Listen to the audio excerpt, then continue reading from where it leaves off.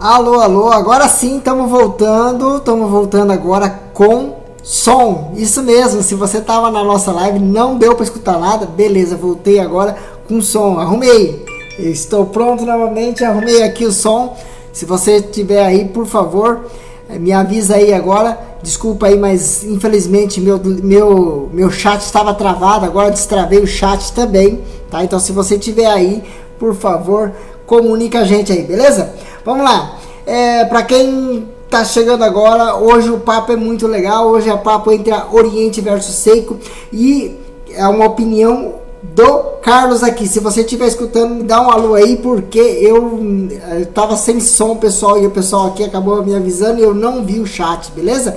Mas vamos lá, hoje o papo vai ser bem interessante, porque é o seguinte, nós estamos falando de Oriente versus Seiko. Para quem lembra, Oriente versus Seiko antigamente era isso aqui, olha, o Seiko 5 versus o Oriente 3 estrelas. Esse aqui era o grande papo, era a grande briga que existia aqui no Brasil entre o Seiko 5 e o Oriente 3 estrelas automático. Quem não lembra do Seiko 5, quem não lembra do 3 estrelas? Esses dois modelos marcaram época, década de 70, década de 80. Eles foram muito conhecidos aqui no Brasil. E a Seiko, depois que saiu do Brasil, acabou se perdendo um pouquinho, mas tá voltando com força agora, desde 2016, 2017 agora, a Seiko volta a ser distribuída pela Oriente, e com a distribuição feita pela Oriente, é lógico que a Seiko começou a crescer muito dentro do Brasil. Bom, vamos lá. Mas a briga não começa aí, tá? A briga começa lá atrás, um pouquinho antes, a Oriente versus a Seiko começa um pouquinho antes, porque acontece o seguinte, para vocês entenderem por que é que existe esse duelo entre Oriente e Seiko, eu vou ter que voltar um pouquinho mais para trás, lá na época da década de 50. Na década de 50, a Seiko era formada o grupo Seiko era formado com a Daini e a Sua. A Daini e a Sua são duas empresas da própria Seiko que elas competiam entre si. E sempre nós tivemos a Daini e a Sua ali brigando pelo posicionamento de desenvolvimento de produtos dentro da própria Seiko, tá? Para quem entende um pouquinho de relógio, um pouquinho da história dos relógios ali, nós temos ali a Sua, ela sempre teve um pouquinho à frente, tanto é que vocês podem notar que quando quando saiu em 1956 o Marvel, que tomou conta do mundo, conquistou o Japão inteiro, esse produto foi lançado pela Sua, tá? A Daini ficou um pouquinho atrás, logo em seguida eles lançaram outros modelos e tudo mais, mas o Marvel marcou a época e foi produção da Sua. Para quem não entende, Daini e Sua, hoje a Daini se chama S2 e a Sua Epson, tá? Então a Sua hoje foi renomeada para Epson. E dentro da S2 nós temos a fábrica de relógios Seiko, e dentro da Epson nós temos a fábrica de relógios Oriente. Então, por conta disso, nós temos ali apesar de elas serem co-irmãs, estarem dentro do mesmo grupo, tá? Tanto a Oriente como a Seiko, elas têm vida própria, as duas elas vão brigar muito ferozmente ali para poder desenvolver o melhor produto. E ali a gente pode notar já um desenvolvimento já de produtos que começa lá desde a época que a Seiko ainda vendia o SKX. Então, quando ela vendia o SKX, a Oriente acaba lançando o Mako. E esse relógio Mako também marcou época agora, tá? Ele marcou época, né? Porque o Mako, ele vinha os primeiros modelos vinham com calibre 469 e o SKX vinha com calibre 7S. E esses dois modelos aqui, eles brigaram muito ferozmente, principalmente nos Estados Unidos. Havia uma predileção pelo SKX, mas a Oriente sempre teve ali no pé, tentando pegar abocanhar um pouquinho do mercado que a Seiko produzia nos Estados Unidos. Já esse tipo de modelo no Brasil acabou não chegando, isso mesmo, esses modelos assim acabaram não chegando com tanta força. Uma porque a Seiko não estava no Brasil, e a Mako, a Oriente do Brasil, não apostou nesses modelos Mako aqui para trazer para o Brasil. Quando apostou muito timidamente, e acabaram não deixando, acabaram deixando esse mercado órfão aqui no Brasil. E agora, com a virada de 2015 para 2017, agora começa uma invasão de relógios japoneses no Brasil.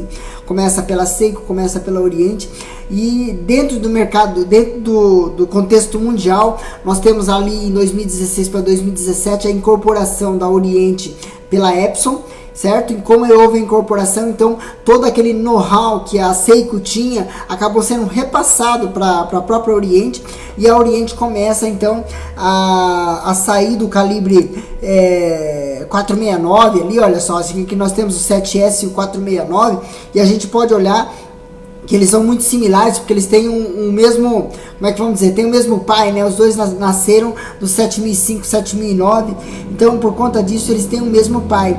E a gente começa a ver que com a chegada do 4R, a Oriente acabou ficando muito para trás, certo? Só que agora com a chegada com a incorporação feita pela Epson, a Oriente começa a ganhar em largos passos, né, avançar muito rapidamente a um desenvolvimento de um calibre confiável e ao mesmo tempo bonito. Olha só a diferença que existe entre o 4R e o F67. São dois calibres excepcionais, mas você vê que o acabamento do Oriente começa a ficar um pouquinho melhor. Você começa a ver que o acabamento do Oriente começa a ficar espetacular comparado com o calibre Seiko.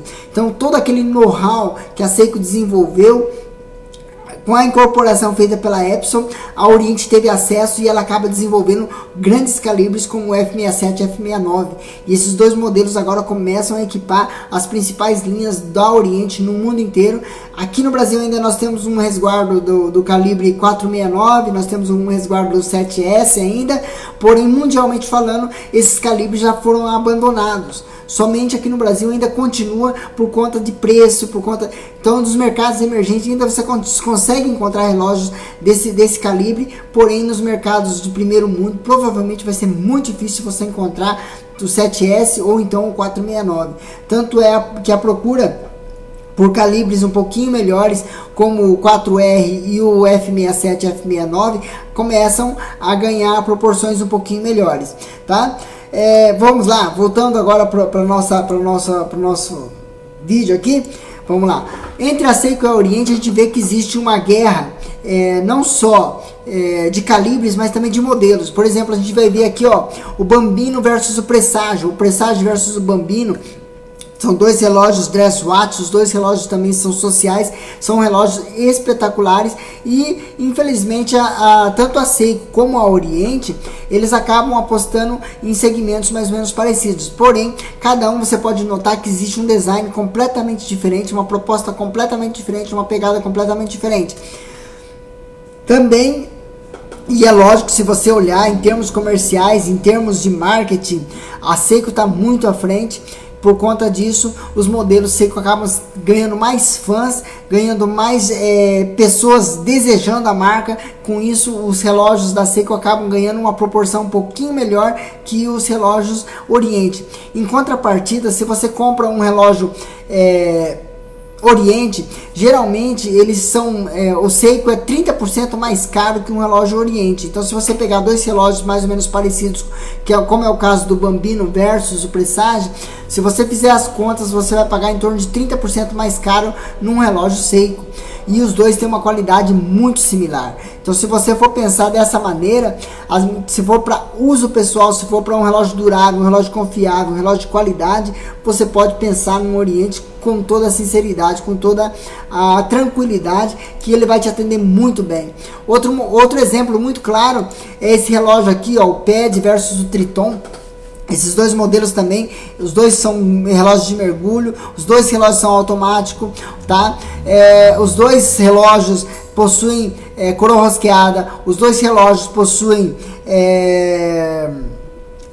coroa rosqueada, os dois relógios possuem hacking. Então são dois modelos excepcionais. A diferença é que o PED é muito mais comercial. O Triton, ele por exemplo oferece um pouquinho a mais porque ele tem vidro de safira, certo? Então se você for comparar entre qualidade e preço e custo-benefício, o Triton está um pouquinho à frente. Se você for pensar em termos comerciais, com certeza o PED está um pouquinho à frente, sabendo que os dois têm mais ou menos o mesmo preço. Se a gente pensar num relógio Oriente com vidro de safira, você pode colocar colocar 30% a mais, que com certeza ele vai custar. Tá? É o caso, por exemplo, você paga em torno de 3K num Triton, você vai pagar em torno de 4 mil reais num Seiko com vidro de safira. Você vê a equiparação que existe entre as duas marcas. Tá? Outro fator legal que a gente pode levar em consideração é que, se a gente for olhar aqui nesse quadro aqui, a Daini S2 e a sua Epson, tá?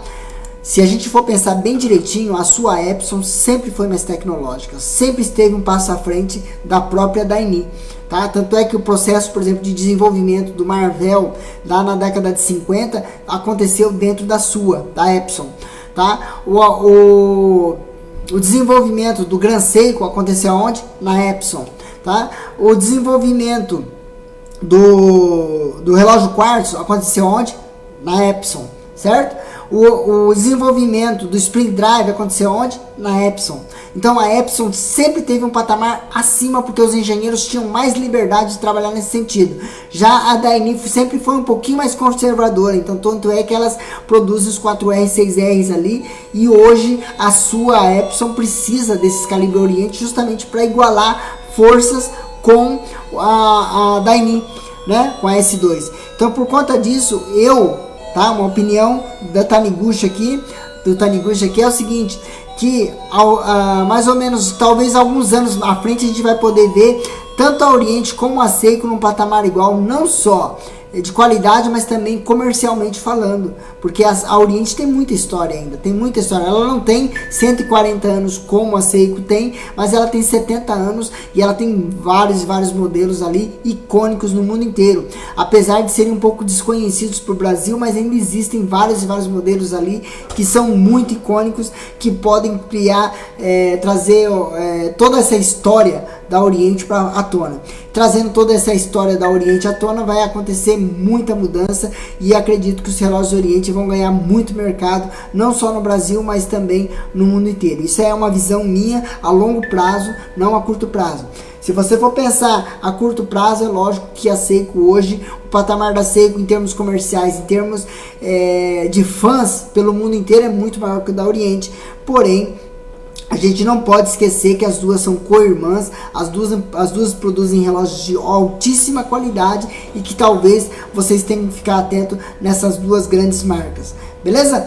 Pessoal, peço desculpas que eu rolei a live inteira, meu chat tinha travado, eu não consegui ver que vocês estavam me avisando que não estava saindo som.